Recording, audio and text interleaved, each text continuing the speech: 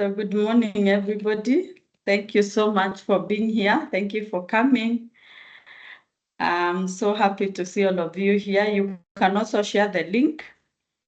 Tell somebody that we are on. Karibuni sana, karibuni sana. It's a beautiful Friday. And I know that we are going to have a really good time together. I can see you. Good morning, Francis, Eric. Karibuni sana. You can share. Kindly share the link to somebody. Tell them to come in. We want to learn. And as we learn, we are having a very interesting topic today. So karibuni sana. As I get ready, I want to ask a question. I always ask you a question. And my co-host, you can share the link for this webinar so that someone can share. And of course, the meeting code so that people can be able to share, and just tell a friend that we are online so that they can just come and learn.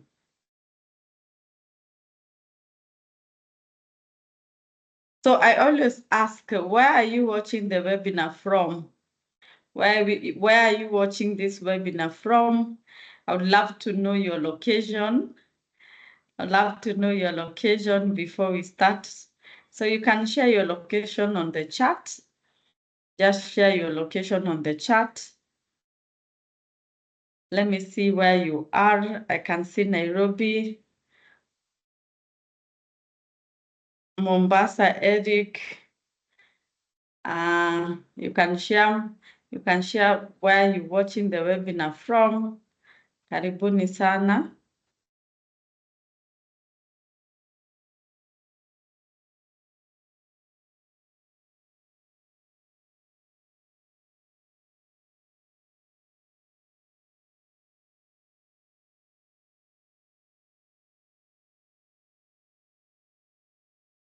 Karibuni sana, Embu, Parklands.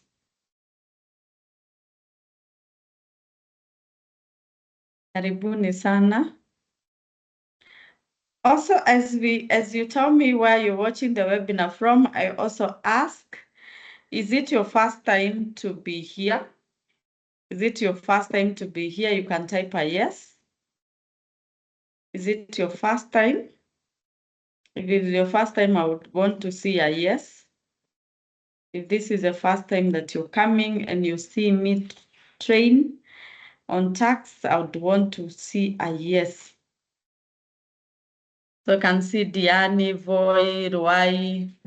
Yeah, oh, Purity says yes. Judy says yes. Oh, I can see the yeses. All right, all right. Ah, oh my. Maureen says a yes. Okay. So for all of us that this is our first time, you can go to our social media, RWK and Associates, and you can like our page. You can also search me on Facebook. I have a page, Dr. Regina Kengori CPA-K. Like and follow. Every time we have this, you always be notified. So kindly, and we've been training. Where have you been? Actually, for the people who've been together with us, is like now they're now having a full course of taxation and bookkeeping and auditing. So karibu sana. I take this opportunity to really welcome you to come and learn. And I think now we can start off. I was waiting for some few people to just join us. So I guess we can start off. Allow me to share. So allow me to share the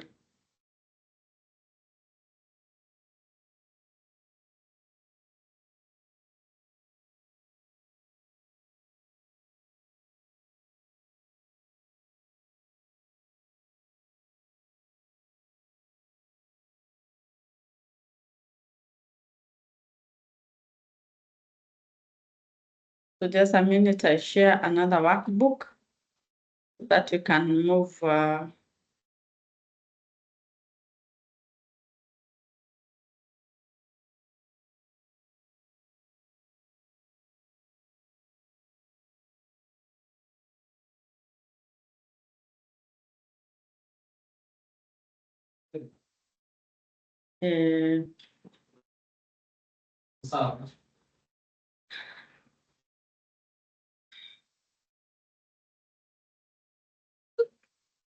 and today I have some good news. So just stay here. I'll be having some good news to share just at the end of the webinar.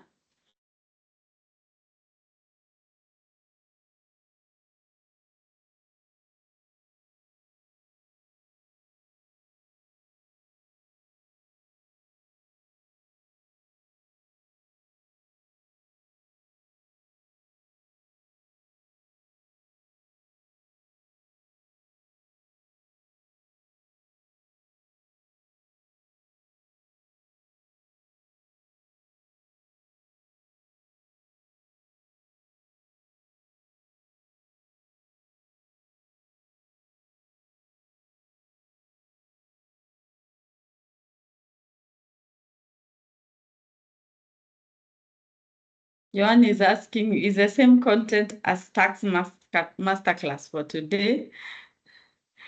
No, similar but not fully. The masterclass is more intense.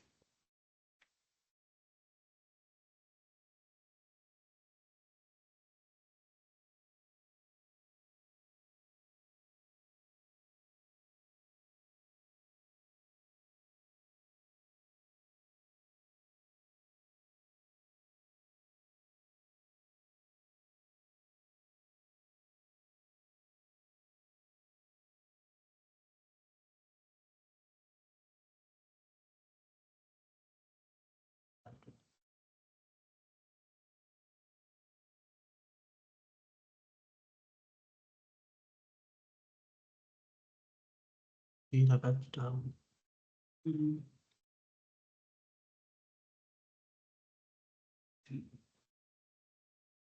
So if you can see my notes, you can say a yes.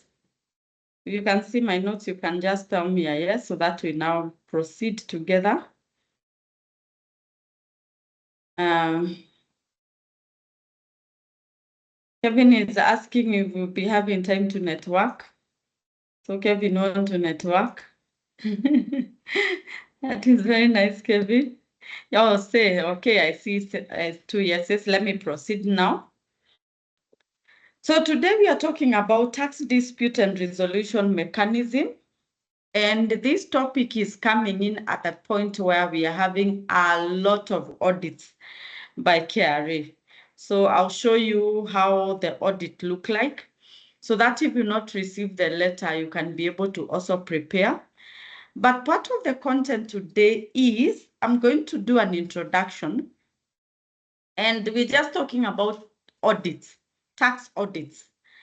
I'll talk about tax audit triggers. A company should be audited within 5 years. But there are some things that you can do that can initiate because you're giving a trigger for that audit. I'll mention a few.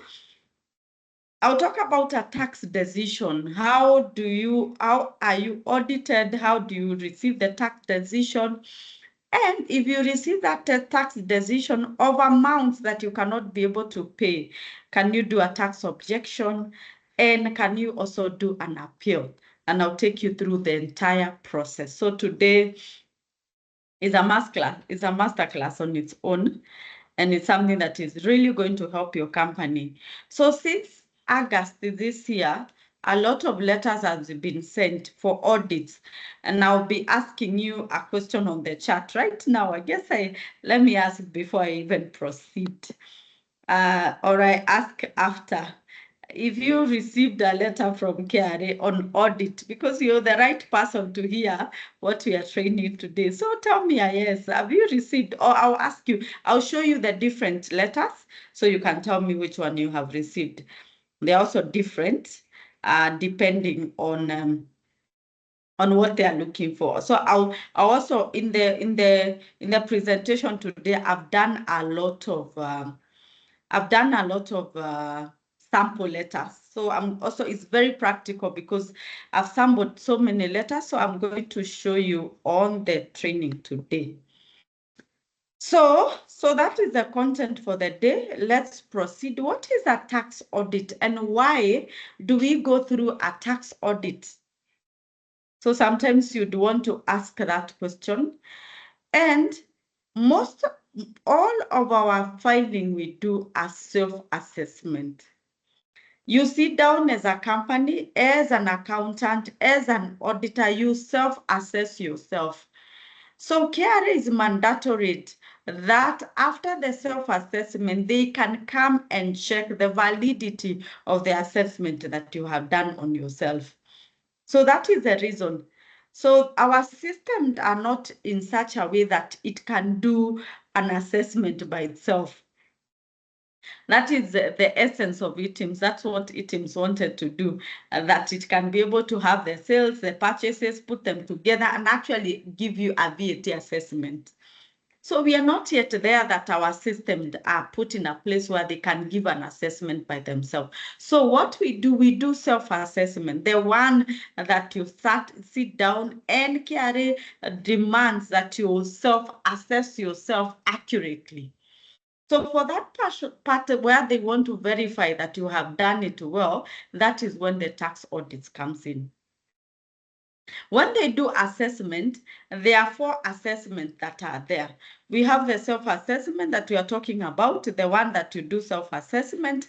We have default assessment, advanced assessment, and amendment. And I'm going to explain each of it. Self-assessment is the one that we do ourselves. You sit down, you calculate it, you do a payee return, you're the one who did the payroll, you file it yourself before 9th. You do the same for VAT, you look at the populated data, you look at your purchases yourself, you self-assess. Even when it comes to audit, you are self-assessing yourself because this auditor is paid by you as a company. You sit down together and review your books, and then you file the return. When do we do default assessment? This is the space where KRA requests you for data. So they are requesting you for data. And after they request you for data, you don't provide that data on time. So you fail to submit a tax return. You don't do anything you don't do the VAT, you don't do the audited return. KRA can choose to do you a default assessment. It means they have analyzed your data, whichever they have. If they don't have it, they can base it on industrial averages and give you a default. It is not based on any data that you have provided to them. Default assessment. Before we do the advanced assessment, I guess I missed out on something. There's also something that we call additional assessment. Additional assessment comes in when after the audit has been completed. So after they find that their returns, there are some tax obligation that you are supposed to be doing them. They do an additional assessment. So you've already assessed your income tax return. You say that I was supposed to pay 100,000. During audit, KRA determined that you are supposed to pay 500,000, not 100,000. They issue an additional assessment.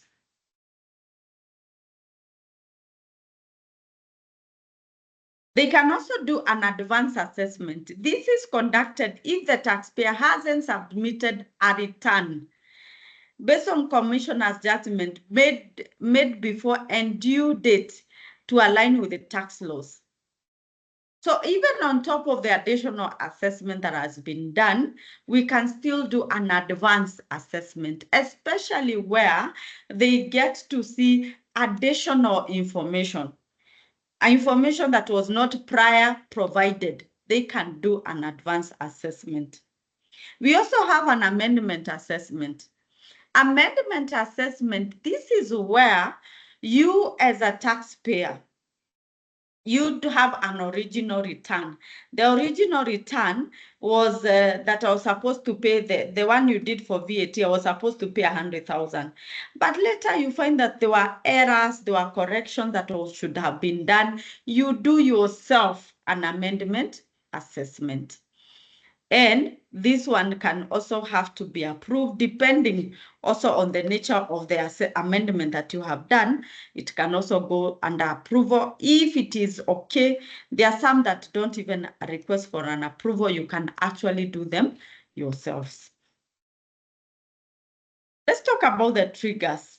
So those are specific assessments. And I always say, for you to even do an amendment return on an amendment assessment, all this, if this is happening, all this happens on your portal. When you open your portal, you're going to see this. You see this is an advanced assessment. This is a default assessment. This is an additional assessment. This is a self-assessment, all of them. They are always, when additional assessment happens, it doesn't override the self-assessment. Like it will always also be on the system. So depending on all these assessment, you can find them on your portal. So you can be able to find on your ledgers, the iTax ledgers, and see these assessments. Let's talk about tax audits and triggers. Tax triggers. The tax audit triggers, and we start with pay as you earn. We start with pay as you earn. So what are some of the mistakes that you can do under pay as you earn, and you can trigger an audit? Number one, variance in income in annual account salary figures and pay return. What do we mean? When the auditor is able to file the audit report that the auditor files at the end of the year, the auditor will describe the allowable expenses right there. The expenses will be there. Those expenses will have a salary expense. So at the end of the year, you write your salary expense is 3 million. When we come to do pay as you earn return, the assessment per month, January to all the 12 months, we find it is 2 million.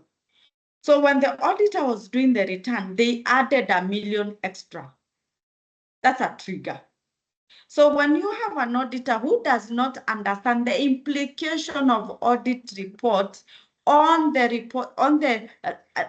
returns that you do on a monthly basis, is able to do some of these mistakes. Because before the auditor files the audit report, they should be able to look at all the filing that has been done the whole year, so that they can determine at the end of the year, this is the figures that are already here. So what does it mean? You have 1 million extra. It means that either you understated your payroll or you have wages. So if those 1 million extra is wages, it should be specified that these are wages. So you have the salary expense and you have the wages expense. When it comes to wages expense, it should have supporting document. This is a sheet that has the name of the casuals that you've been having, then their name, numbers, and the amount. So you should create a wages file and also create a salaries file that has all the payrolls.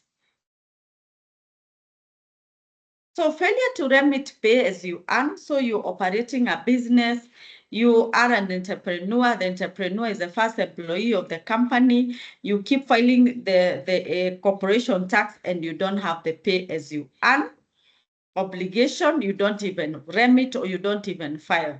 That's a trigger. Nil filing, you have the pay as you earn obligation, but you keep filing nil return. KRA would want to know, why are you filing nil return? And yet even your corporation, you're doing it well. Failure to remit payment on time. So some of us cite cash flow issues. So we don't file on, we do the payroll, we do the return, but we don't do filing on time. And before, let me mention also here, for us that are suffering cash flow issues, and you file VAT, you don't pay it. You file pay, you don't file it. Self-assessment is extremely dangerous. So if you put there that pay, I'm supposed to pay 100,000, VAT is 50,000, that's 150,000, yet I don't have money. When you keep piling that, the moment KRA is going to do a demand, they will ask for a demand of the entire money. Actually, they will also even issue an agency notice to close your bank account. At the moment, KRA is not giving a payment plan for self-assessment returns. So if you did self-assessment for pay, for VAT, and you've not been filing because you have cash flow issues, the moment they will come and tell you, pay us, they will not ask you for a payment plan. The payment plan is for additional assessment, because these are additional assessment money that they want from you, something that you had not planned for. So I want to urge all of us who are having payment of self-assessment in our portals, and we are not able to pay them on time, make sure that you start planning on that. Because what we have seen, especially this month and last month, for all clients who had self-assessment amount, KRA is very fast to issue an agency notice to close your bank account. And when you request for a payment plan, they are not giving a payment plan for self-assessment amounts. I hope that is clear. Significant valuation of payee on a monthly basis. So January, you paid 100,000 payee. February, you paid 70. The other time you paid 50. The other time you paid 80. They want to know, what is the what is this fluctuation? What is happening? Are you hiring and firing at the same time? Higher directors' standard of living compared to declared salaries. So most of the time, I don't know, you find some directors, they have a salary figure on their payroll, which is very minimized, so that they can minimize on their pay. But yet they are living a life, they are driving a good car, and that is their only source of income. So KRA would want to know, if you're a director, are you receiving a salary? Is it director's bonuses? Is it director's fee? And all of them are taxed. So how are you doing when withdrawals from the company? And these withdrawals, they can also term them as money you paid yourself, and they can ask for pay as you earn. So the director standard of living is compared with the money that they are getting out of the company. High salaries of senior employees compared to company directors. You also find that a company, a general, a GM or a manager is being paid 300,000, 500,000, yet the company director is being paid 100,000. That's a red flag. It shows that the director deliberately reduced the amount so that they don't pay as you earn. Variances between payee, remitted, and staff costs in the annual audited accounts. So when we talk about staff costs, this is a payroll, wages, other emoluments. So all of them, whether you give a car benefit, a lunch, cash benefits, all that, but their pays are one of the critical areas that you have to consider when you even giving these benefits. Are they taxable? And you can do that consultation. You can consult us when you're giving those benefits to your employees, so that will guide you accordingly. Some of you, we find you making those mistakes. You can give bonuses, cash benefits, so many benefits, yet they were not tagged to pay. So, and that one, you've been doing it for a year, 2 years, 3 years, and you've been repeating that mistake. So one day KRA comes and they charge you a lot of money on those mistakes. And remember, pay as you earn is money that you are supposed to pay your employees. You deducted that money and paid KRA. So those are triggers on the pay. Let's talk about triggers on your VAT audit. And if you have a question, you can go to the chat. When I do the triggers, I'll go back to the chat and I can answer a few questions. Also, there's somebody who is there online to also answer your question. Let's proceed with the VAT triggers. What are some of the things that you can do on your VAT that can attract an audit? And let me share, when it comes to VAT, this is one of the critical areas for audits. And it is one of the most expensive audit queries that can really cost you a lot of money. Why? A VAT return has an expiry of 6 months. So for a purchase to be used, it has to be 6 months. So if you had that, if you don't have, if you under declare yourselves to say, like today, if KRA is auditing 2023, and they find that you under declared yourself, so that you had under declared yourself with 10 million, for instance, when they look at your bank statement and your general ledgers, we'll talk about those documents they check in the next slide. That 10 million, they will charge you 16%. That is about 1.6 M. They will not consider purchases. You might be even having purchases the same period.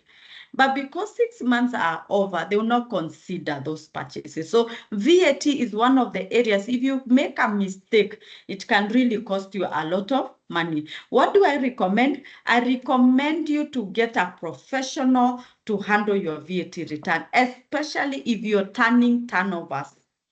If you're having turnovers, 5 million in a month, 10 million, 20, have a consultant handle this. And we handle VAT returns, by the way. And if you're having an accountant in the office and you think they are doing a good job and they're doing it, have tax health checks, internal audits quarterly. And that is also a service that we do. After 3 months, we come check all the details so that we make sure that everything is aligning, and we make sure that we also give an extra eye to the accountant in the office. So VAT is one of our critical areas. So what are these triggers? Turnovers per VAT returns differs from turnovers per audited accounts. And this is also one of the greatest mistake, and it is done by auditors who don't understand tax. So we do VAT on a monthly basis. Those monthly basis, we are giving KRA sales and our purchases. So by the time we are closing a year, KRA knows our sales and our purchase. So when the auditor comes to file, he should do a VAT analysis and see the sales and the purchase. So when they come and you give them bank statement and general ledgers, and they are totally different with what you've been filing. If they use those figures, then know that is a query. So you find you gave your auditor your bank statement, and it's very important, and general ledgers. So for you, you've been filing the whole year, you filed 20 million, but your general ledger is reading 25, your bank statement is reading 30 million. He uses the general ledger, which is, or the sales ledger, which is 25 million. So there's a 5 million overstated on your turnover. That is the audited report, the corporation tax. So that 5 million gap, KRA will come back and charges VAT. So that will be 5 million multiplied by 16%. And this is one of those mistakes that we don't want to see it, because it's very gray. So make sure that when you're doing audits, you're able to view the audit report, that it aligns with everything that has been done on a monthly basis. VAT refund claim. So if you request for a refund, and mostly these refunds come from zero-rated selling, you're selling zero-rated items, they are withholding. There are 4 areas, they bank bad debts in error. If you request KRA for a refund, be ready for an audit. So we also do refund processing for clients, especially the ones that are doing exports, and we are able to handle these audits. They are done very well, and you are able to get your refunds on time. Failure to remit VAT. So if you don't remit, the way we talked about it, you file, you don't remit. You cite cash flow issues. That's a trigger. And when some of these triggers trigger, they trigger other things. So possibly it was just a VAT trigger, but it will come cover corporation tax, cover pay. So it's very important for you to handle some of these things. Consistent filing VAT return late. So you do what? You do a new return 20th, you're under pressure. Then you do an amendment on 25th. Those are triggers. Input VAT claimed by customers or client, and this is very gray. So if you give your VAT to your customers, right now we are giving them items. They file, that is a trigger. So there are people who do these items. But when you come at the end of the month, you don't have the purchases. What do? You reduce the amount there. And you say, oh, I sold 3 million, now it's 2 million. But already you gave out items to your customers. So they file on their side. So this will come to KRA will match data. Actually, it matches data from you yourself. It will match that data with your supplier, because your supplier gave you the purchases that you're having. It will also match data with your customer, because your customers, you give them their sale. So to match all this data and see if this data is aligning. So that's a trigger. And I foresee a lot of audits on VAT, especially next year. Remember, this is the year that we are using items. So next year we'll be having a lot of audit issues when it comes to the use of items. And as I mentioned before, I forget how items works. And we've talked about understanding items, audit queries around items. items operates in such a way, it has a stock management software. And I mentioned here before. So the previous VAT, the ETLs that we were using, we would put data. So I buy from you 50,000, you go to the ETL machine, you just say 50,000, and then it just prints out the receipt.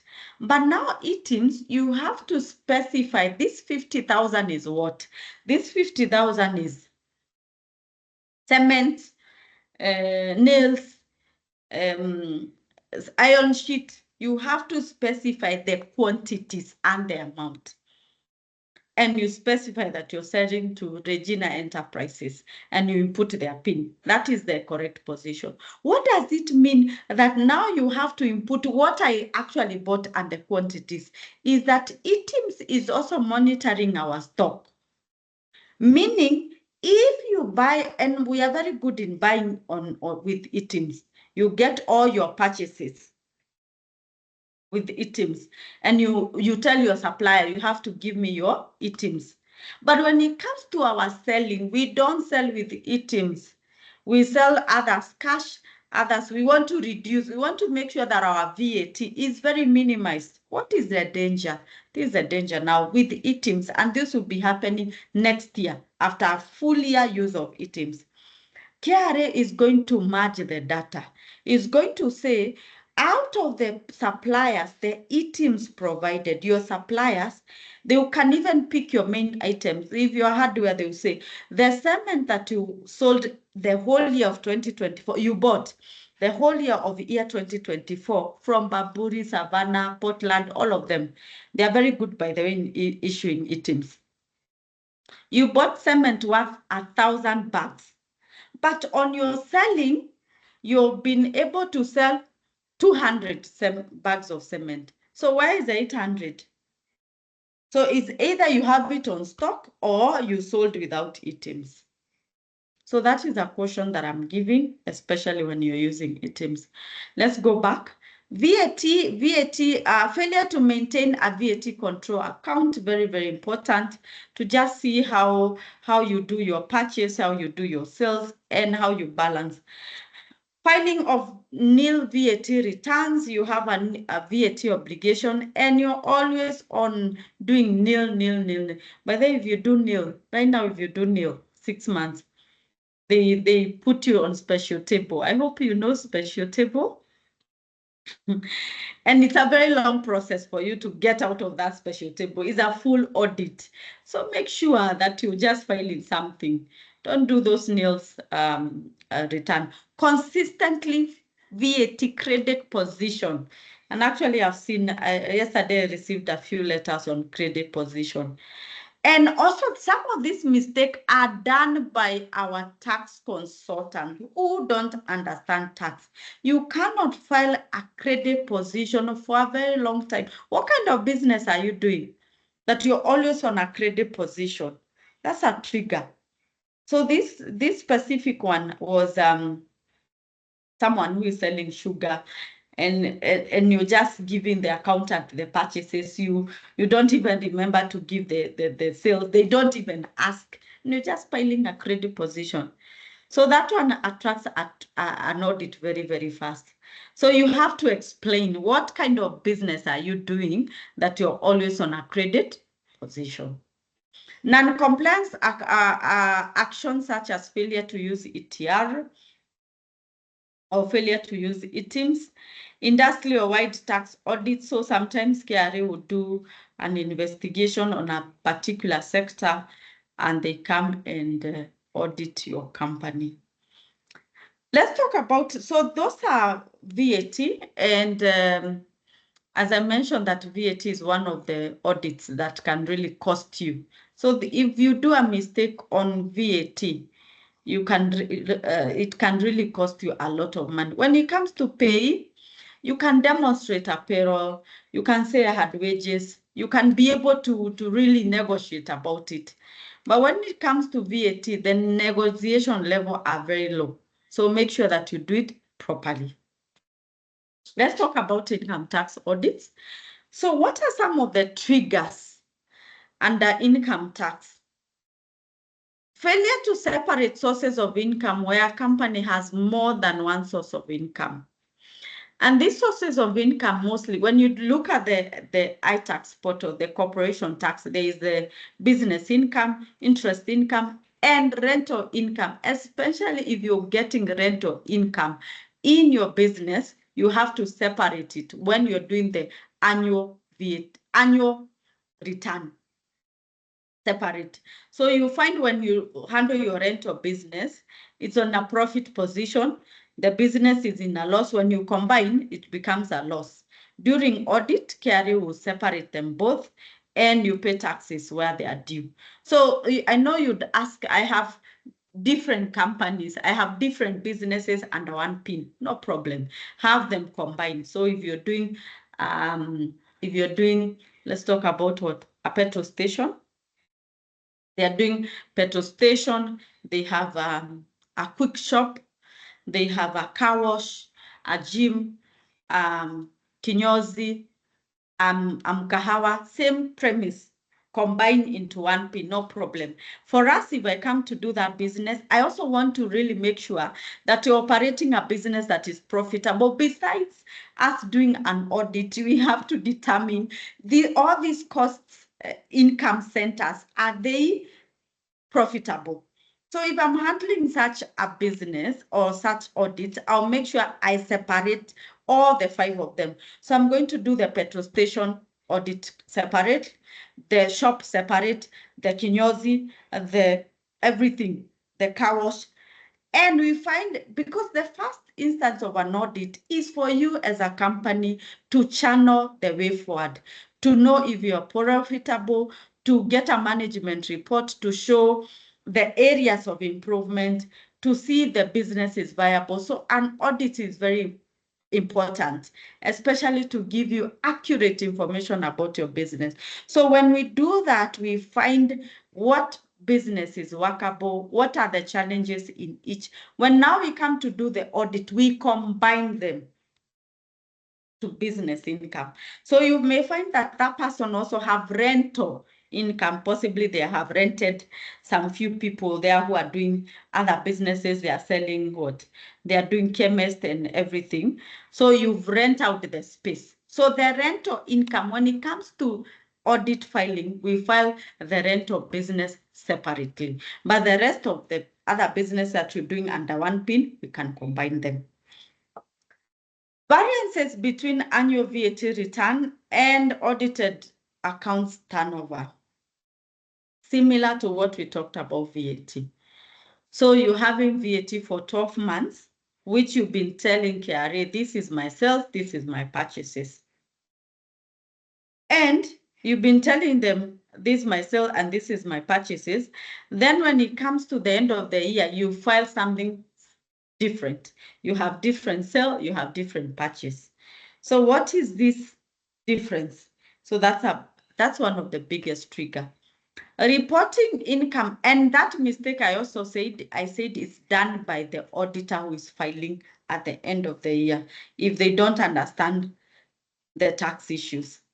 Reporting income tax losses into perpetuity, you're always on a loss position. You're just always on a loss. So 5 years, 6 years, what kind of business is this that you're doing that is always on a loss position? Deducting expenses that do not match specific business expense. So you're operating a petrol station and you have repairs and maintenance even to 3 million, 2 million. What are they? Machinery, repair machine, what are those? So you find that this person was renovating their home or was doing something, and then they put all those receipts to their business. So that's a trigger. Reputation of the company's tax service providers, e.g. a tax auditor, especially if they're having issues, can also trigger an audit. Gross profit margin variance compared to industrial average. So if you're in a different sector, if you're in a sector that is doing, for instance, real estate, and KRA determines that real estate, this should be the margin, possibly 10% or, and you're always below, that can trigger an audit. This mostly happens at the medium taxpayer's office and at the large taxpayer's office, especially at MTO.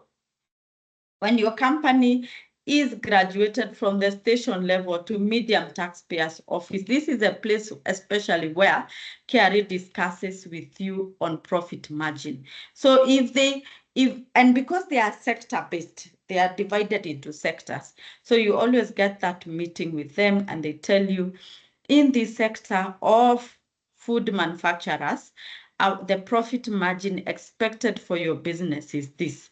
So the taxes we expect from you is this. So you predetermine even the taxes payable. Unexpected losses in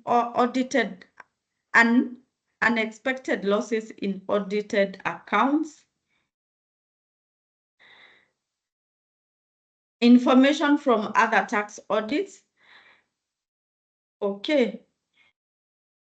I guess I'll ask my co-host to tell us what is unexpected losses in audited reports as I try to figure out information from other tax audits. So when you're going through an audit and one company is audited, which is a sister company to another.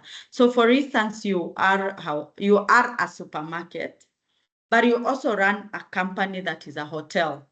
So you find that you're getting items from the supermarket to the hotel. So one is audited, the other one will be audited. There are other companies who do manufacturing, and they have another company that does distributorship.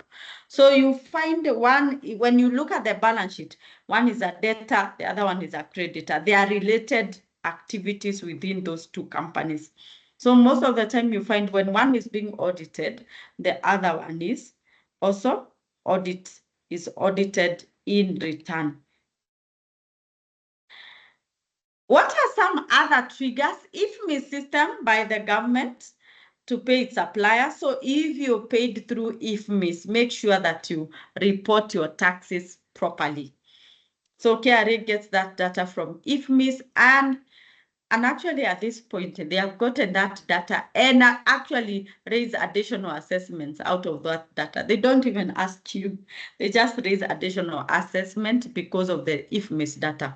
So make sure that you report that money received through IFMIS correctly. Third-party information, this is where KRA uses information from other people. This could be former employees, competitors, just information. And this is concrete information. It's not hearsay, it's not gossip.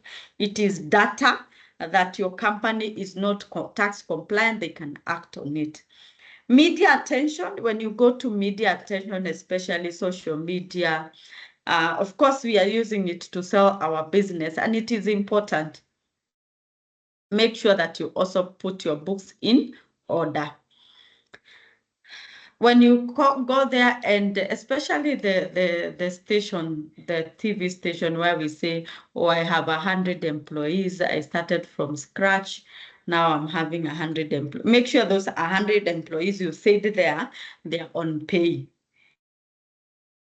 Application for the registration. So if you do an application for the registration of anything, this could be pay, could be VAT, anything, even asking them that you're no longer working on that PIN, any query that you write to KRA is always a trigger.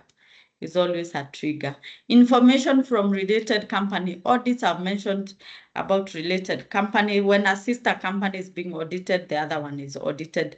Non-compliance detected during compliance audit.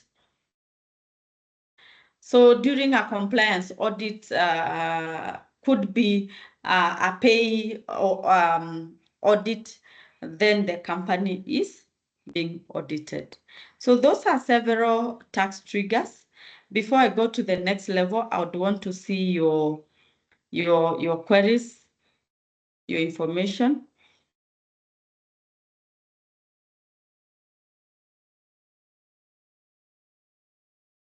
Let me look at your questions and look at your conversations that you're having.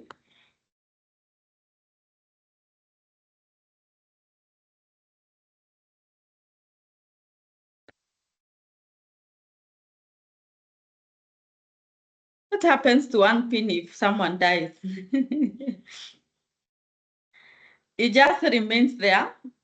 At one time, KRA would do, last year they really did a lot of closure for those pins, but just remains there.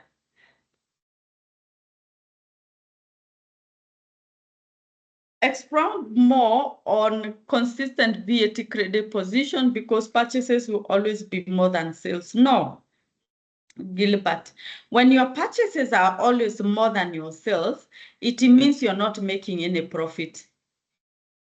So when we go back to profit and loss, sales on top, then minus your purchases. If you're always having a lot of purchases, how are you operating the business? Remember, that is gross loss. And then you have your expenses. So having a credit position is not a really good sign when it comes to KRA.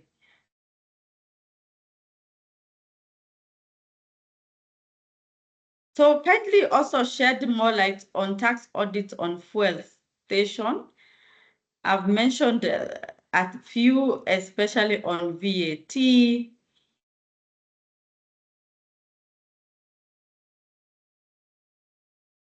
If residential rental income is the only source of income and it's final tax, it is calculated and paid every month. Does it nil income? Yes. So if your source of income as a company is residential rental income, that it is final. So for you, if you registered a company, you just do the nil return for your corporation tax. That is okay. What happens to a client with a large volume of non-vatable sales through VAT registered, being only a credit? What happens to a client with the large volume of non-vatable sales, though is VAT registered? Okay, so my friend, what kind of business is this? Non-vertible sales. What are these non-vertible? Let me give an example. When we discuss VAT, we have the three categories. We have the standard rated with 16%, the zero rated, and the exempted. So what your VAT registered, that one we have accepted. But what are these sales which are non-vertible? Are they zero rated or are they exempted? If they are exempted, you're supposed to also have your purchases under exempted. You absorb that cost of VAT. If they are zero rated, then you're supposed to request for that. And when you're also doing this VAT, the three categories are there on the portal. So go ahead and file the VAT under 16%, file under zero rated, file under exempted. For instance, a wholesale that is selling food. You find cooking oil is 16%. Flour, you find is zero rated.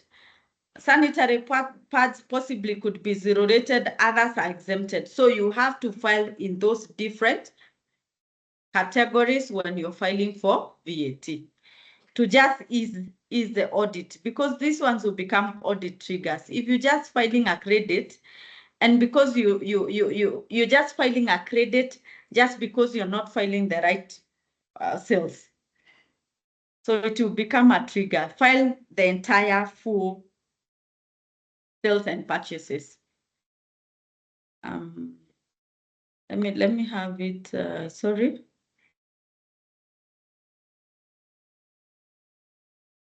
So one can continue to use a deceased person PIN. That's a trigger.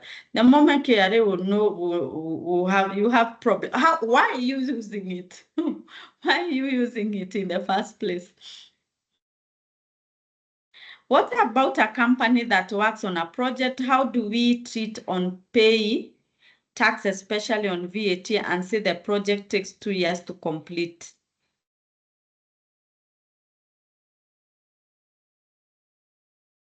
So was the project vertible? Remember, for you to register for VAT, you have to be 5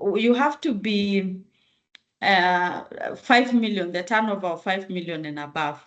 So I always encourage you. VAT is very quite tasking. Don't register until you're at that threshold.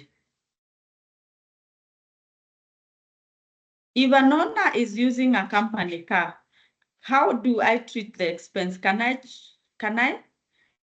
charge all the cost to the company? Yes, if it's a company car, fuel, repairs, all of that.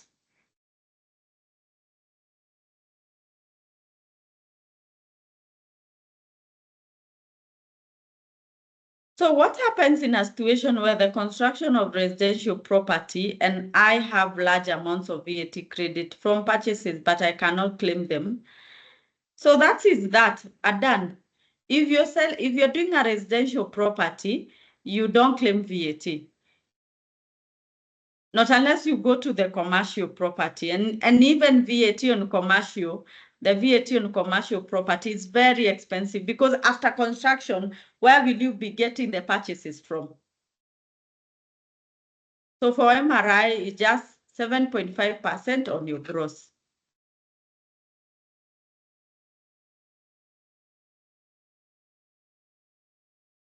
Is it advised to put input VAT 16 on PIN that is zero rated VAT? There's no PIN that is zero rated. No, when your VAT registered, your VAT registered. And you have the three obligations. So depending on the VAT, depending on the nature of the business, that's how you file. If you're doing export, you're VAT registered, but you're doing export. So when you're filing your return, you'll be doing zero rated. You'll be at the schedule of zero rated because you're doing export, but you have the VAT obligation.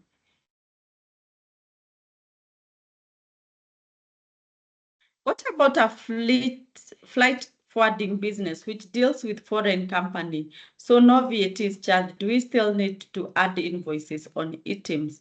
First of all, eTIMS, if you're operating a business in Kenya, you have to be eTIMS compliant and file and use eTIMS. And eTIMS is in those different categories. There's eTIMS for 16% exempt and zero rated. So if you're dealing with foreign companies, what are you doing? You can do zero rated. What are they doing? What are you giving them? And there's also eTIMS for non-VAT. These are eTIMS for people who are not at the threshold of VAT, the threshold of 5 million. They are not VAT registered. There's still eTIMS for them. So eTIMS cuts across all those areas. When KRA audit asks for architectural drawings, approvals, what are they looking for? James, so what are you going through? What do you do? Are you having properties? Are you doing residential properties, commercial? Are you selling properties? What kind of business are you doing for me to be able to tell you? Have you done a capital? Have you sold a property? Possibly they are looking for capital gain tax. So depending, you can tell me the nature of your business. I can be able to tell you that. I guess I'll stop from there so that we can proceed. I'll come back to answer a few more questions.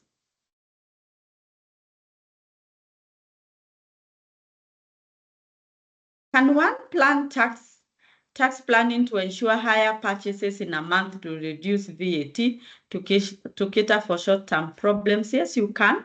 You can request your suppliers to give you invoices and possibly deliver the goods later. You can do that, but sometimes some of these things are temporal because at the end of the year, you still be required to pay for those purchases. So you can do that. You can plan, especially for people who have a lot of turnover. I always encourage them to do tax planning for VAT. It can really save you a lot of hassle. Let's proceed. I'll answer the questions as we move on. Also, somebody is also answering.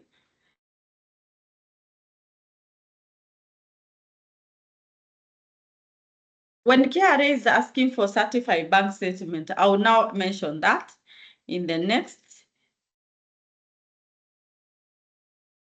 Let me go to the next. I'll also continue answering them even on what we are learning today. Let's talk about letters, audits, because this is what we wanted to talk about. Examples of notices sent to taxpayers. And I want you look at them and you tell me which one you're having.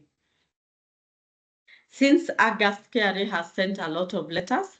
This is in line with them trying to collect more taxes. And because we did not approve the finance bill 2024, so they're really looking for areas where they can do more collection. So actually, I found a lot of, almost every company is being audited. So if you've received a letter to be audited, just know it's something that is there. So notice to intend to verify tax declaration. So you've been filing, they want to verify your declarations. So this is why, and mostly they will do 5 years.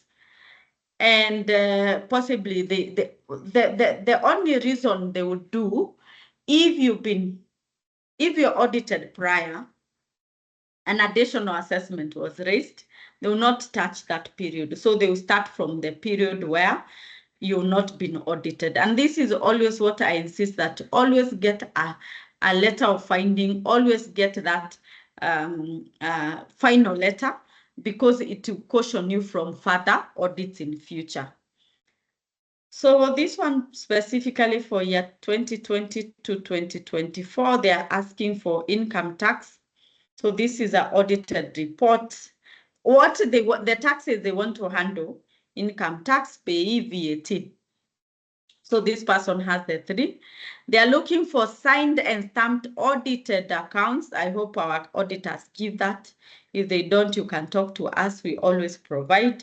Bank statement and cash books. Bank statement, they want to see under declarations. They want to see the audit report you provided.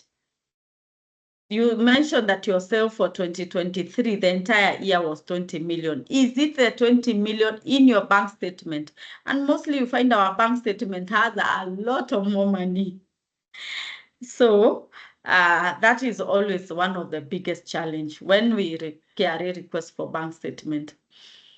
Then the cash book, and the cash, when you talk about cash book, they wanted the digital, not the big manual cash books. They want to see the expenses. No, for the cash books, they want to see the cash that you've been collecting. So possibly in the bank statement, you put the money that you received on your till and on your pay bill, but you also received other monies in cash. They want to see that cash book. The Z report, this is a VAT returns. General ledgers, they want to see now the ledgers. They want to see your expenses, fuel, the one that you cited on the audit report, fuel, repairs, office expenses, lunch, salaries. They want to see, and they want to see journal entries. Trial balance, the audited report, they want to see the trial balance. General ledger, trial balance, they come together. They also want to see a payroll for all the entire period. So it's quite a lot of work. And this is one of our expertise, is one of our strengths. So if you have these letters, you can talk to us. These are areas where they can really stress you up. So let's look at the next letter. Notice of return review under section 59 of the tax procedures. So is this similar to the other one? But this one they have even cited that your declared turnover was 41 million, 71 million. Similar to the other one, but this one they have cited. Actually, they have even cited a problem. If you look at year 2022 here down, it says the VAT3 return was 22 million, but your final accounts, one filed by the auditor, is 41 million. What is this 18 million? So it means that the auditor there was a problem. What was the 18 million excess? How does that excess come in? It could be that there were some purchases that are not vatable, which you exempted. So it's also on your explanations. So for us, when we are able to review like this, we can be able to get the correct explanation, of course, after we check your books. The next letter, notice of intention to verify tax declaration, almost similar to the others. This one, they just cite audit, financial statement, general ledgers, payroll, bank statement, loan agreement. Here they have added loan agreement. Possibly they checked your financials and they saw there was loans. Why is KRA interested on a loan agreement and a loan schedule? These are balance sheet items. Why are they interested? Because some of us, we use loans as balancing figure. And when we use them as balancing figure, they show that our accounts are not balancing. So if you put a loan there of 10 million and during audit you tell KRA, oh, I didn't have that loan, oh, it was an auditor mistake, then it shows that the books are having a lot of gaps, and they will come back to they will find those gaps somewhere. So you also find that there are others that will ask for debtors listing, creditors listing, stock sheet, stock listing at the end of the year. They want to, and those are balance sheet items. Remember, debtors, creditors, stock are balance sheet item, but they trigger audit when they are not done properly. If you overstate your closing stock, is a trigger. When you do your debtors, for instance, if you do debtors, remember debtors, these are credit sales. So you have debtors of 50 million, yet your sales there is 10 million, 5 million. So how comes you're having 5 million as your sale, but your debtors is 50 million? It shows a lot of gaps on your audit report. So, so that is important. So another letter, so these ones, the ones I've showed you are for audit, but they can go ahead and do a demand notice. So demand notice, this is on the monies that are on your iTax portal.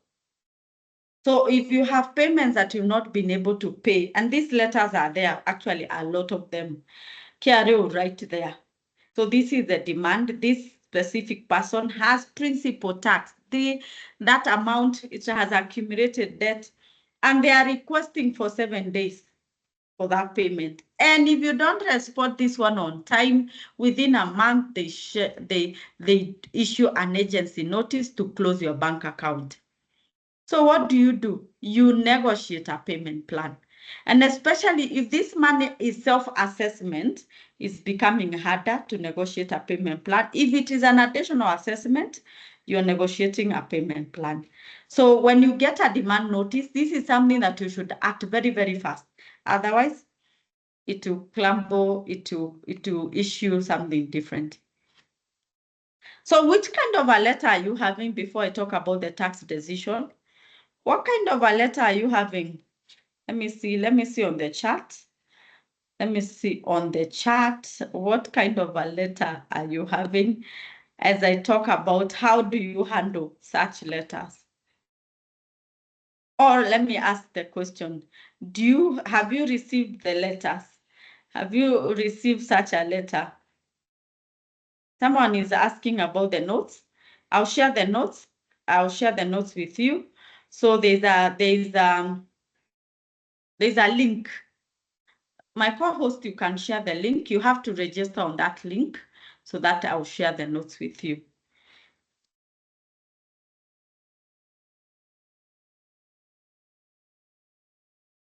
So I can see someone says audit and demand letter.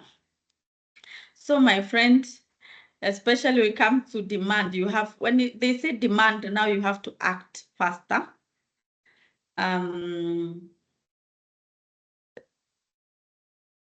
Okay, I'll answer a few questions. I can see asking for bank statement, sales record, not seeing the attendance register. I will share the register right now.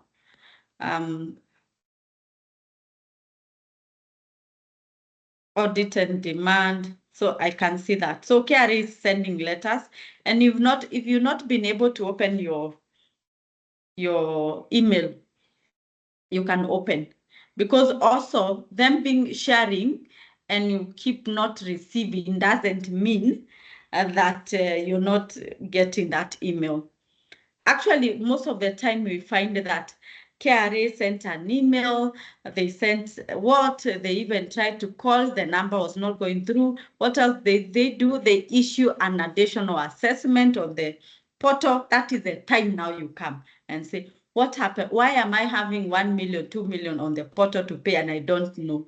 So when you go back to your email, you find communication of 6 months. And especially when now audit and the assessment is done on the portal, that now becomes a harder case to handle for those assessments to be removed. So when you get a letter, make sure that you act on it within the time and you handle it. Let me go back. I can see your questions. I'm going to answer them. Let me go back. We continue with the training. I'll answer the question. So let's talk about the tax decision. After verification of the tax decision is issued, dispute begins at the issuance of the tax decision by KRA. I guess I did not talk about the I guess there's something that I missed out. We missed to say what happens during, after, but I'll just mention what happens for a tax decision to happen. So there is the space where you receive the letter. Make sure that you respond on time. After you respond on time, For audit queries, I always recommend you having a tax consultant to handle this. And this is what we actually do. What do we do? When we receive such a letter, we do something we call a tax risk assessment, where we look at your audit report, we look at your general ledger, we ask KRA for time. Sometimes they give us 7 days, 14 days, we ask for extra time. We analyze your information. We give you a tax risk assessment where we tell you this is the tax exposure. And together with us and you, we fill the gaps. And then after that, we share the information. Sometimes we find clients share the information that was not incomplete, that had so many errors and so many issues. So the case becomes even more complicated than before. So I always recommend that being handled by a tax consultant for such issues eases the case a bit better. So there's information to do prior, before, and then during the time that you're having the negotiations and the representation.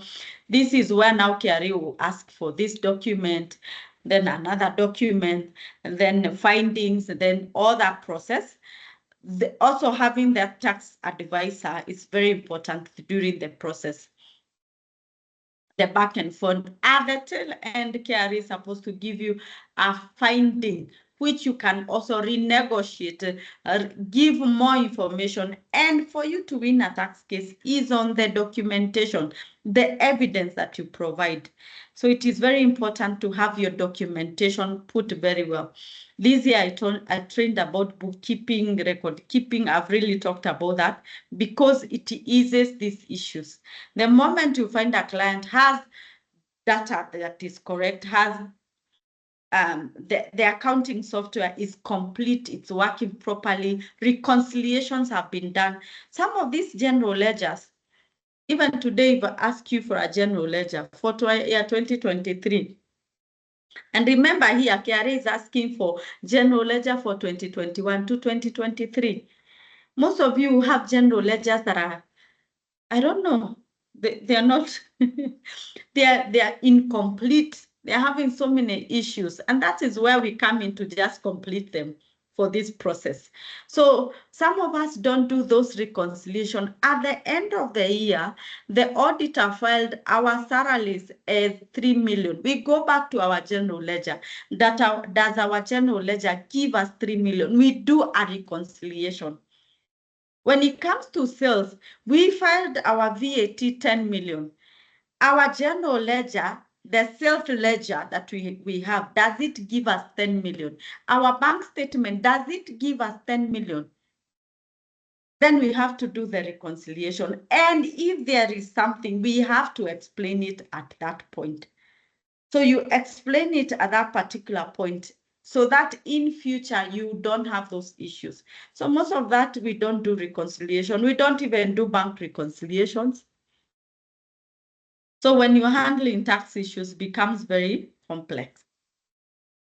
And that's why sometimes I recommend for a tax health check. I'm going to talk about it. Let's go back to our decision. So how does a tax decision look like?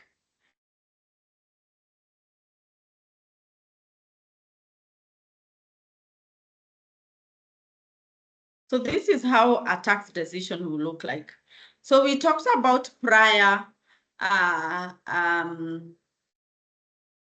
make sure that you answer on time during, work together with them, make sure that you're having a tax consultant, and after you get the findings, you renegotiate the findings. The tax dispute is quite hectic. I'll talk about it. So make sure that you solve as many questions as possible at that particular point. So this is how it look like. A tax assessment for the period 2014 to 2018. So this is a finding from KRA after the audit. This audit is done at the investigation. Remember, KRA is subdivided into sections. There is an investigation and an enforcement department. Is totally different from the other compliance. So 2014-15, they've come up with the taxes. Those are VAT. So this is VAT. I guess that was the only query. So they will even come with VAT.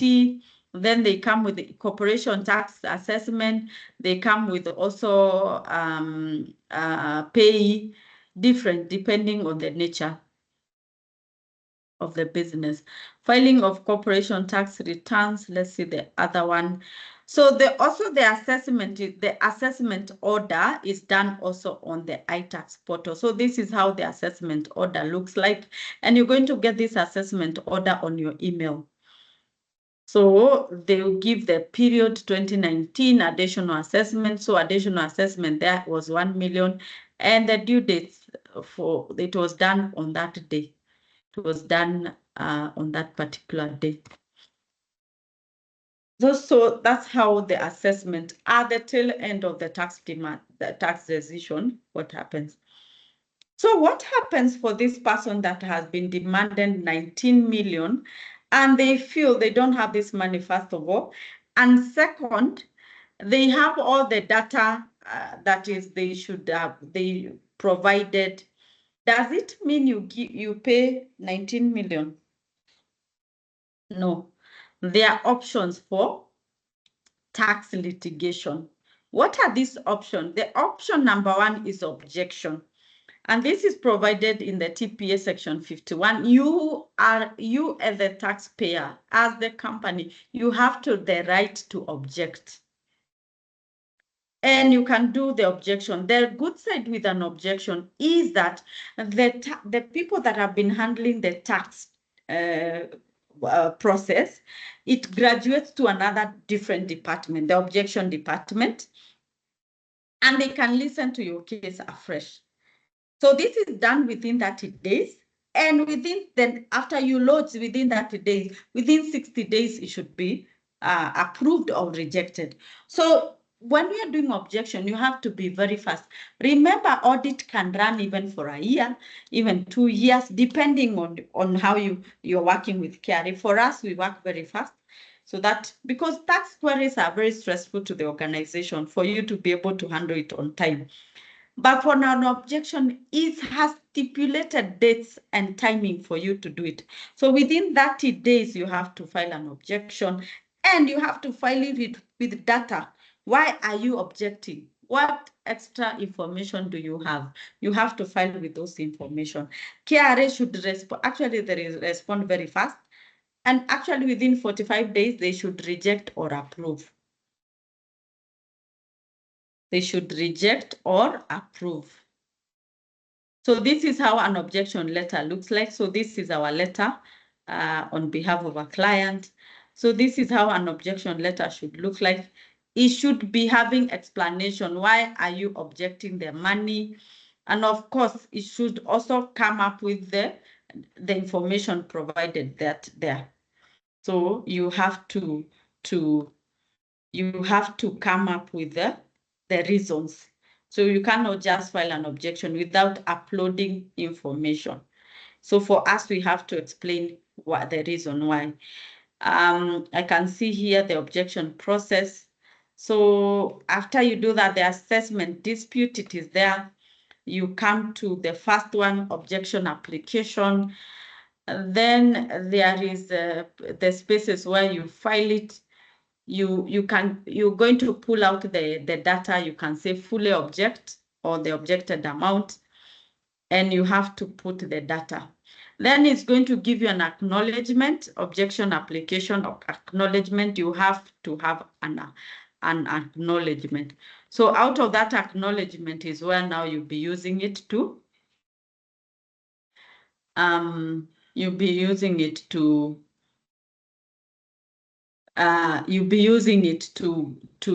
load your applications.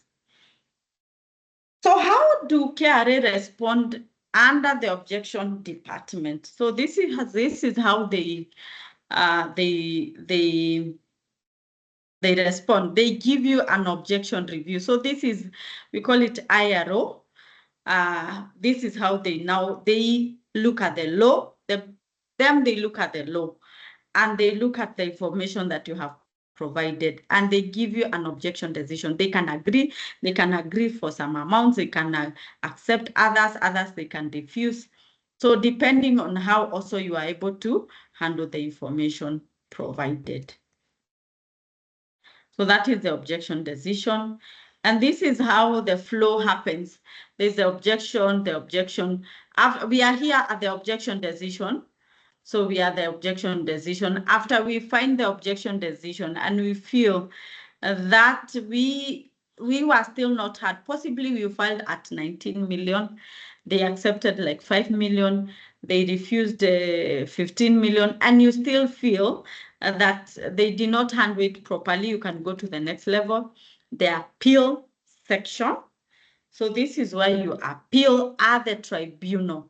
So the TAT, you appeal at this particular point. Another tribunal, you also pay 20,000. And this one involves a lot of data, a lot of documentation preparation. So this is how we prepare documents. There's notice of appeal. The certificate of urgency, if you really want it to be handled urgently, especially if it was out of time, or if the KRA can issue an agency notice to your bank, closing your bank account. So you can also file a certificate of urgency. Notice of motion is also filed there. Most of these are legal terms, and you have to mention the grounds for that, whatever you're doing. You have to do a supporting affidavit. So this is especially done by the director of the company. So this we guide our client on preparation of this. We prepare on their behalf and we take them through on the grounds and everything of us being able to come to the tribunal. So when we go to the tribunal, we can also opt to go to the ADR. That is the next point. So why do we opt to go to the ADR, and why are we pushing this case from, remember we started at the audit level, the station level, we went to objection, now we are at the tribunal, now we are at the ADR. We find that mostly the objection level will tackle the issues at the technical capacity, the low side. But at the ADR, you can be able to frame issues and they can be resolved and agreed upon. For instance, here at the station level, they tell you had a project that was supposed to be having a certificate of a tax exemption certificate, for instance. So if you're doing a government project, yes, the government tell you, or a parastatal, they tell you is exempted. They should give you should be provided a tax exemption certificate. So that's how the law says. But now you did application, you had letters that were said they're exempted, but you did not receive the exemption certificate, and you continue with the project. The project is over. 2-3 years later, KRA is coming to audit you, and they ask you, give us the exemption certificate. You don't have them. What do you have? You had done an application. You had a tender document that was saying the project is exempted. Under the station level, under objection, under TAT, they cannot accept. They are using the tax law that says you must have the exemption certificate. But at the ADR level, you can table your facts. You can say, I made this letter, dated this is the evidence requesting for this exemption certificate. I have this tender document, the company that was paying me, the NGO, the World Bank that was paying me, they did not do withholding. The 2% they should have done if the project was VAT, was vatable. They did not. You can table your facts correctly. And you can even say, I even did audit. I even talked to KRA. This is a letter asking for this and this and this. So they can choose to listen and you can win. So that's depending on the nature of the case. For us, we are able to determine if there's a case that is viable at the ADR. Of course, it's a very long process, so we can be able to do that. So what happens at the ADR? You also get a letter, tax dispute resolution division, and they accept or they refuse. So they also give you their letter of finding. Remember, this file was from the station to the objection to they have carried all this information all the way to that time. What happens now? We are going to the High Court. A party to proceed before tribunal. So if you also feel dissatisfied, you can also appeal to the High Court. So this is how we find the tax cases at the High Court. And if the High Court also appeals in a way that you feel you're not satisfied, you can also appeal at the Court of Appeal. So this is how you find cases worth of billions of money. They're just been there for 5 years, 10 years, and you're just moving on and on and on. That is the content I had for the day. Let me answer your questions as I also tell you something. So you can also tell me, have you done an objection? Have you ever gone to the tribunal? Have you gone to the ADR?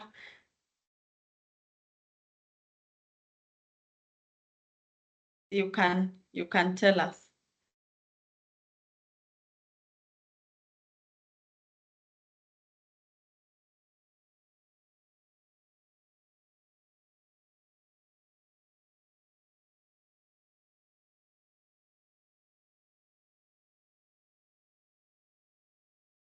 So ask the question here.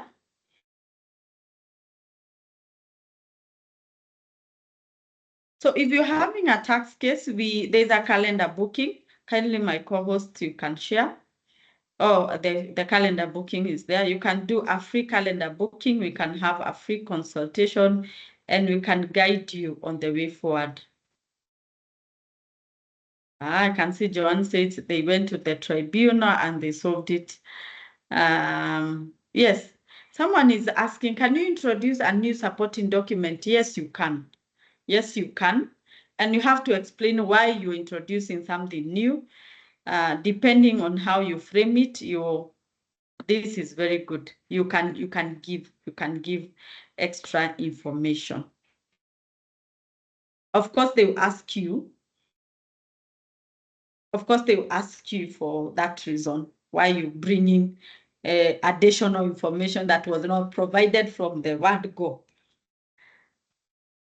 Why is the final finding not sent to the taxpayer? It is sent, Paul. It is sent. The final finding is sent to the tax, depending on how you are handling the case. So if you're handling with a tax consultant, and KRA, mostly is an email is sent to you and sent to the tax consultant. How about being appointed as a withholding agent and you did not want? So KRA, when they appoint you as a tax agent, they are not looking for, they're not asking you. They just do it. They just do it. And it's very punitive, but what I can request you is to start doing it. If you're in a vulnerable position, just do it. Just do it slowly. Remember, when it comes to withholding, you only withhold upon payment. So you may be having purchases, you may be having suppliers, but you've not paid them. Yet they have given you an invoice. So it doesn't mean that all the purchases that you have should all be having all the 2%. No, as long as you can demonstrate you not paid them, is upon payment. So you can just start slowly, because if you don't, they can also is a trigger. Verification letter. Can you say you use the money, so no banking. Evans, what kind of business are you running that you don't have a cash book, you don't have bankings? So actually depends also on the level of your business. If your business is very small, possibly 5 million and below, you can, those are some of the things that you can say. But if you do an audit and you declare that your total sales is 10 million, you cannot say you're not operating a bank. And by the way, if you start those pull and push, oh, give me banks, oh, I don't have, KRA can write to central bank requesting for all your bank statements. So that is something that you should enjoy with it, because they can even get more information that you could even have provided.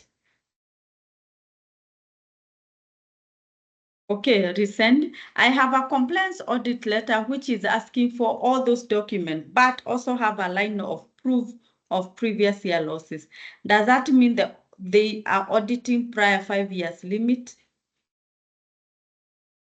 Let me read it again. Asking for 2019 to 2023.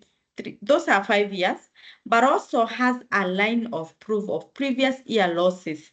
Does that mean they are auditing years prior to 5 years? No.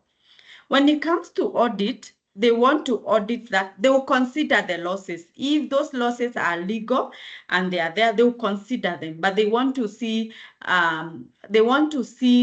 2019, they handle 20, all those periods. Then when you come to do findings at the end of the year, the period, if they raise possibly income tax, they raise that you're supposed to pay 1 million and you had a loss, they will consider losses at that particular point.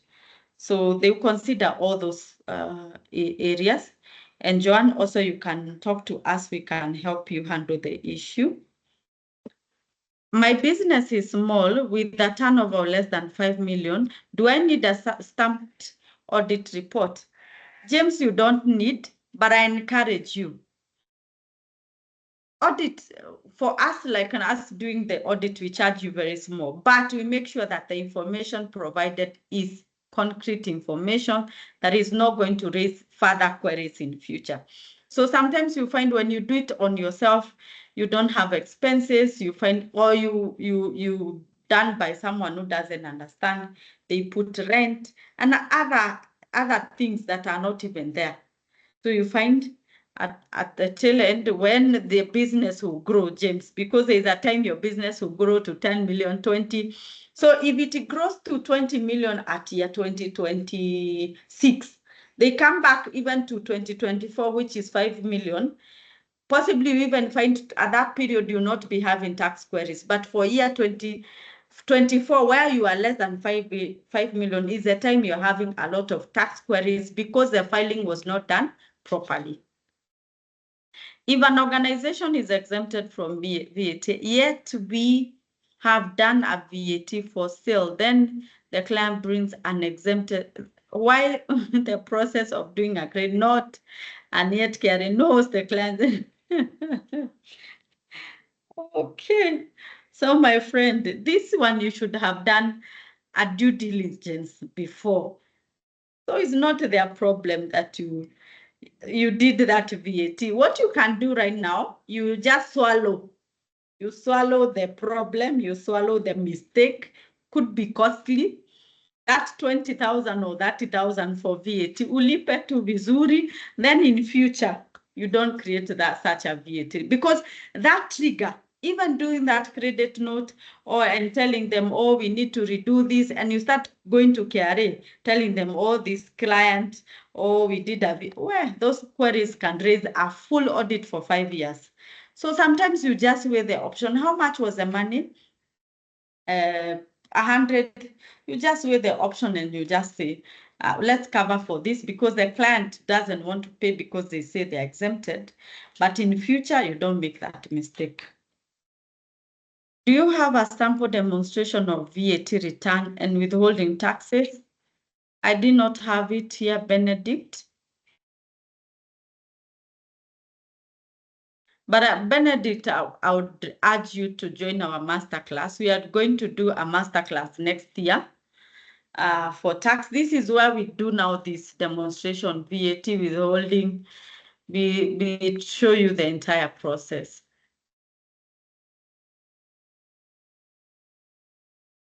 I did an objection of 86 and KRA approved 85. Wow. But this has not been reversed in the ledger, yet I expected it in form of a credit adjustment voucher since it was initially debit in that my tax. What should we do to effect in the return? Kevin or Alo, you can talk to us. So the system, the department that does objection, this has to go to the iTax, to the ICT for them to effect. So for us, when we are handling a client, if we were doing this, we make sure that they also effect in the system. So we follow. So you could be provided a decision, but it's not effected on the system. So we keep following. Most of the time, we see within a month, they're able to effect on the system. So it's on follow up. So if you have the decision with you, it's a written decision, it's just a matter of a follow-up. They will effect it on the system and make sure they effect it very fast. Sometimes you find the person who was doing it was transferred to another station, and you start working up and down looking for somebody to handle that issue. So it's the moment you get that decision within a month, you should.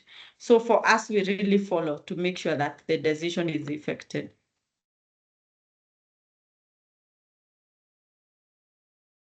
So also doing that objection was very recommendable. Ask me an extra question. I'm looking at your questions. So for the ones looking for the slides, we'll share when you register on the link.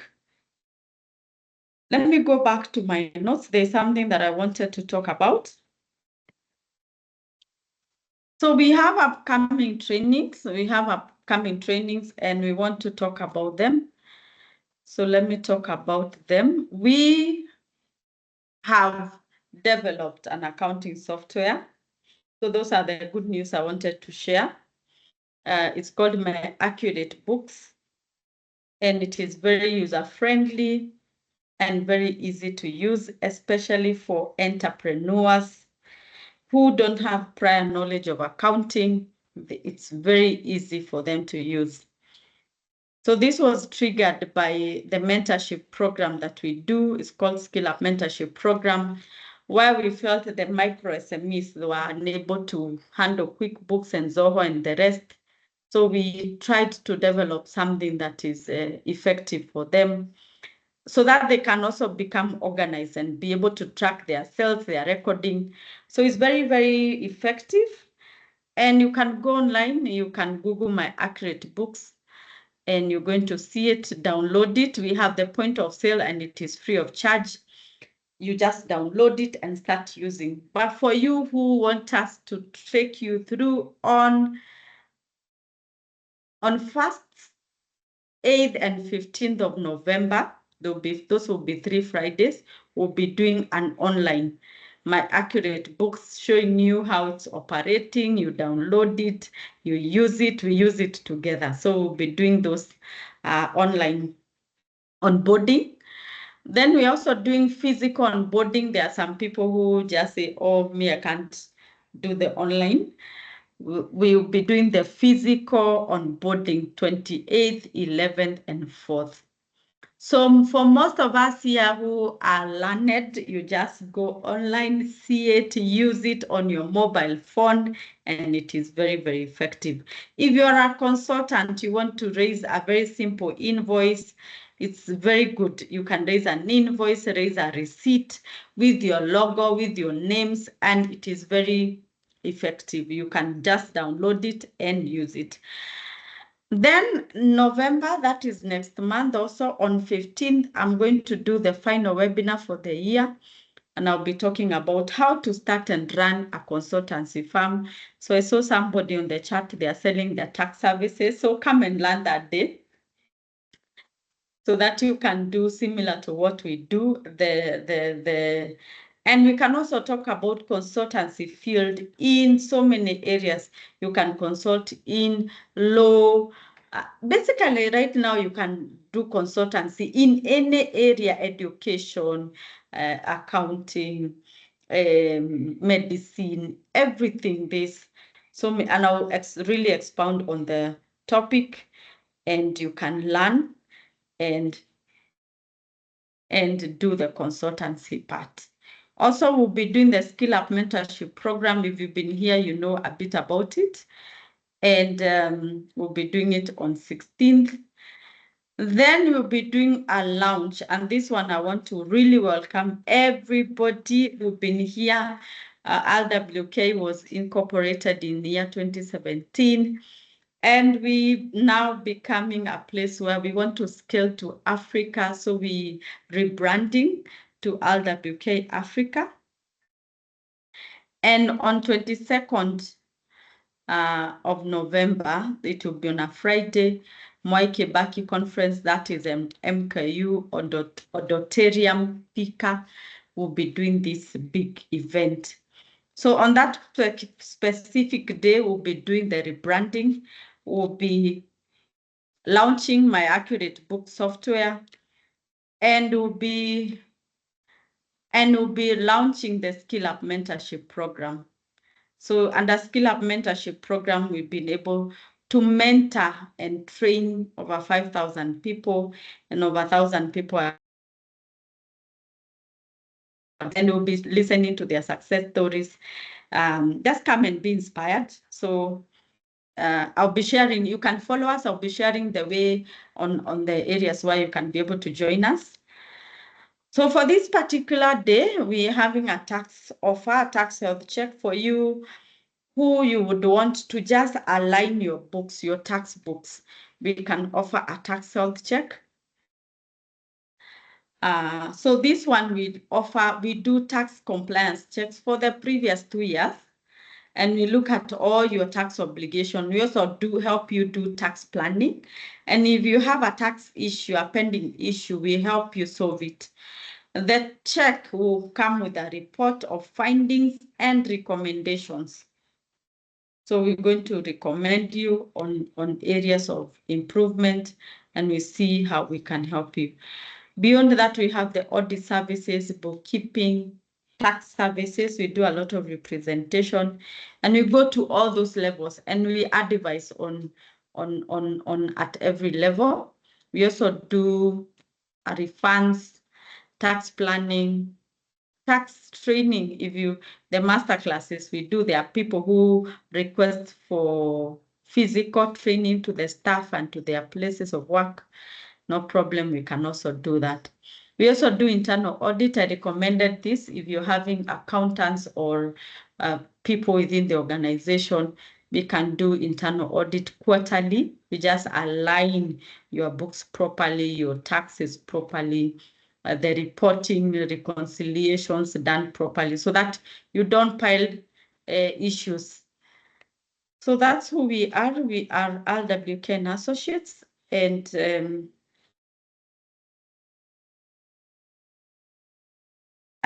we are so happy that we've walked this journey together. I've done tax training since 2018, and this is something that I've always given us a lot of joy. When we help people to make informed decision when it comes to taxes.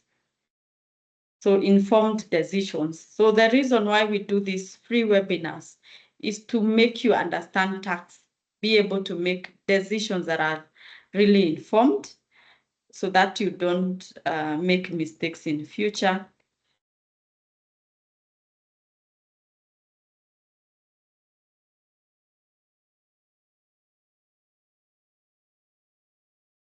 So if you'd want this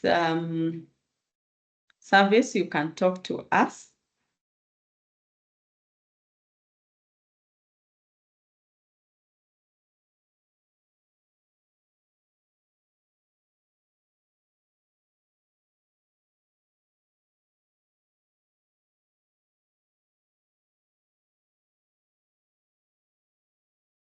I would like to join your team, you can share your CV on the email. Rate card, Steve, it is very affordable. Very, very affordable.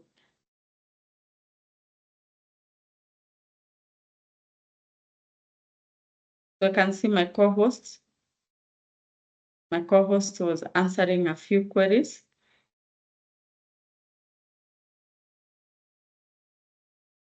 Yes, we'll share the presentation. You can register on the chat, on the what are the monthly charges for my accurate books? The point of sale is free of charge, and we have a paid version. So the point of sale, just recording yourself. You're able to see your customers, your sales reports. That is free of charge. Then the next level, where it has the stock and the expenses and the purchase, is a paid version, 500 per month. 500 per month. And it's extremely user-friendly.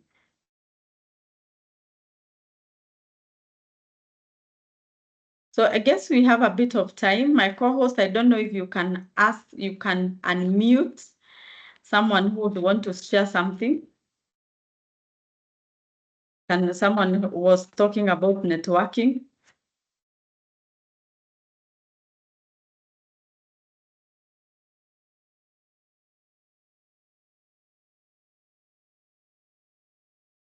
Steve is asking 500 is not fixed. If you pay for 6 months is less. If you pay for a year is less. So my co-host, you can try to unmute and someone can raise their hand. We can give it a 5 minutes talk. If you have a personalized question, you can book the free calendar booking and someone will reach you.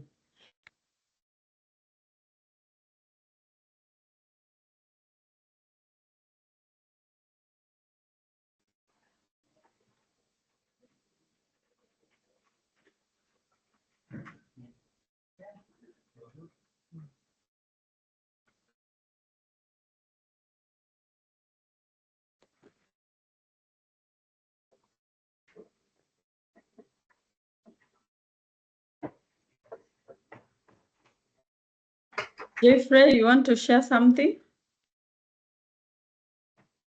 Yes, Collins?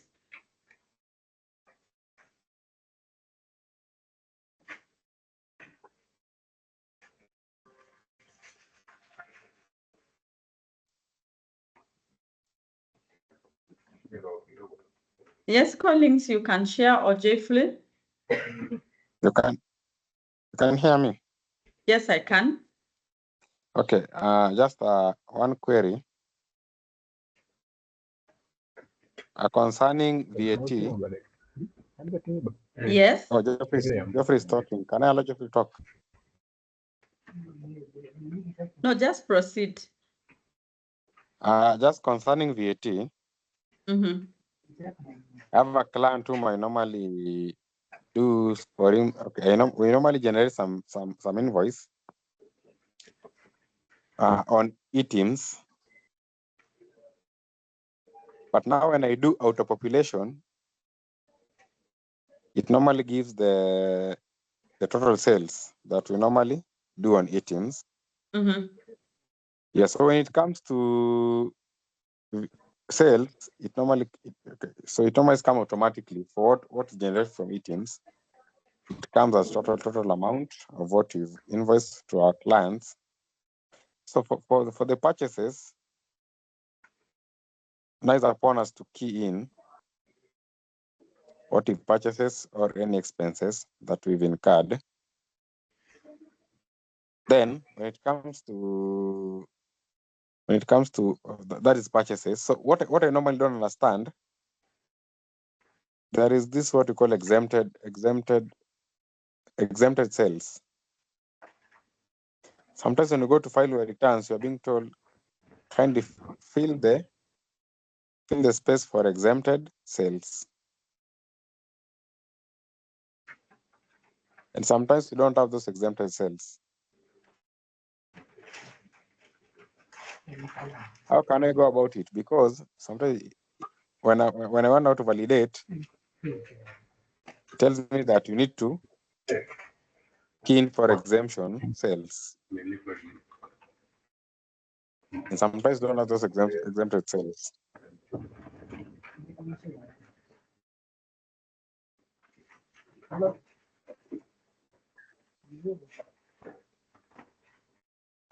Okay. So Colin, I've had your question. Yes. So the cells is able to populate very well. Very, very well. Yes, very, very well. But the patches is not populating. You have to manually key in. Yes. So what is the query? Now the query is, when I'm doing now sales manually, especially for purchases, now I have to key in any purchases or any expenses. I have to key in. So at some point, I used to see a situation where I'm being informed that I need to fill the space for exempted sales. Do you have exempted cells? Sometimes you don't have, but when I'm going out to validate, from me to key in for exempted sales. But we don't then have. You can put a 0. Just put a 0. Yeah. And then when I'm putting a 0, I'm being asked I should put the pin. Which pin should I use? Because so Collins, you can pick your number and call us during the filing. We're going to charge you to show you how to file. No worries. I will yes. call. Yes. Thank you. Karibu sana. Wow. So Charles, Steve. Hello. Yes. Hello. I'd like to ask about tax amnesty. What is the progress on tax amnesty? Okay, so yes, there is the amnesty. The amnesty was ended for that year, the June 2024. But during this period, there was the amendment, the TAT amendment that was taken to Parliament to extend the period to that year, the June 2025. Is still in progress, but it has not been yet approved. So the advice right now, if you're having those penalties and interest for year 2022 backward, you don't pay them per now until this one is completed.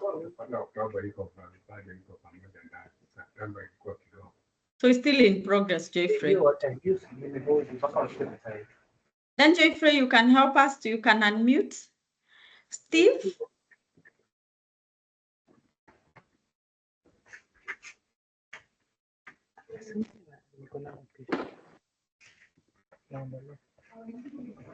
So Steve Evans, yes, Charles. Proceed, Charles.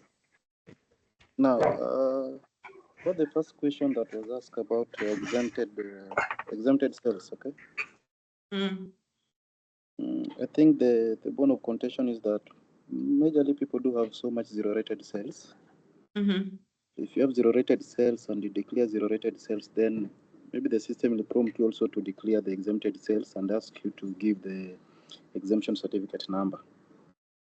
Now, for you to maneuver about it is that you make sure that you don't key any figure in that exempted sales. You delete anything that came as exempted sales, because in auto population, it do pick the exempted part. So I used to have the same problem, but that's how I went about it. So Collins can talk to you. Yeah, he can. I will help him out. Second question. In the I will assist him, no worries.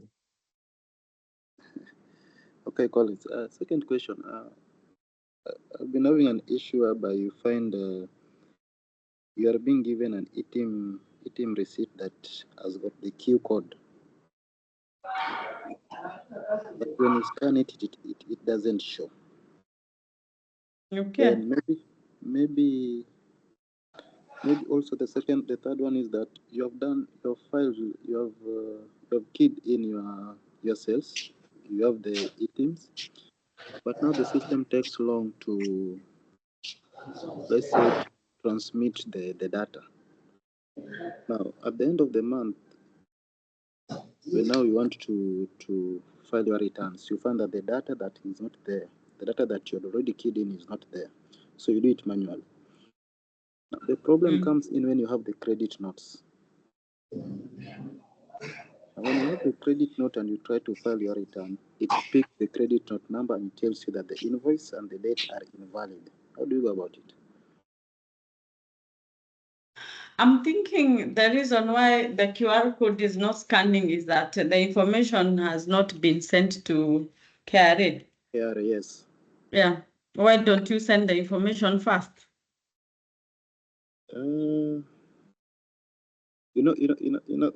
Mostly you come and realize when now you are filing your return, you have to populated the Excel sheet. You find that the data is not there. But now when you ask them, they tell you it's the transmission error. So the best option is we always do it manually.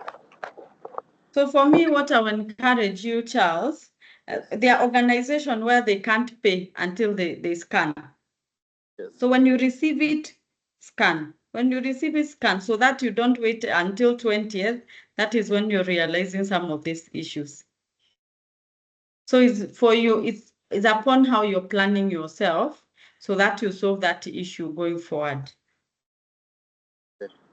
Because now having the problem is also creating now the other problem of the credit and the others. Okay. Okay. Okay. Okay, So we can ask one more before we close.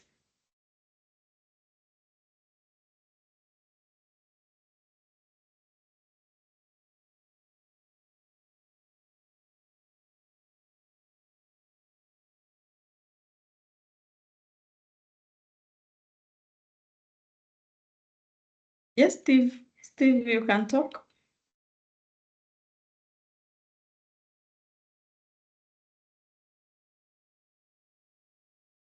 There's someone who's saying, I am selling cigar. Steven saying we unmute you. Let me see.